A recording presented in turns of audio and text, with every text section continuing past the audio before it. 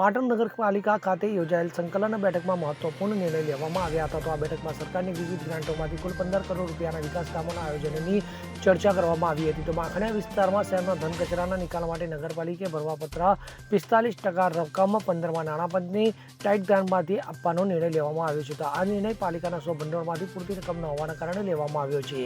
તો આ બેઠકમાં સ્વર્ણિમ જયંતિ મુખ્યમંત્રી શહેરી વિકાસ યોજના હેઠળ 8 કરોડ રૂપિયાની ગ્રાન્ટના કામોની ચર્ચા કરવામાં આવી હતી. તો વર્ષ 2024-25 અને 25-26 માટેના આયોજનો પર પણ વિચારણા કરવામાં આવી હતી. તો બેઠકમાં પાલિકા પ્રમુખ હિરલબેન પરમાર, ચીફ ઓફિસર અલ્પેશભાઈ પટેલ, ઉપપ્રમુખ હિનાબેન શાહ, કારોબારી ચેરમેન મુકેશ પટેલ સહિત વિવિધ વિભાગના અધિકારીઓ હાજર રહ્યા હતા.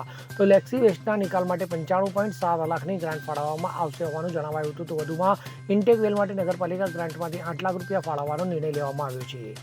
Bureau report CN24 news. હવે જુઓ દેશ દુનિયાની તમામ ખબરો તમારી આંગળીના ટેરવે. ઉઠાવો મોબાઈલ અને ગૂગલ પ્લે સ્ટોર પરથી ડાઉનલોડ કરો અમારી CN24 ન્યૂઝ મોબાઈલ એપ.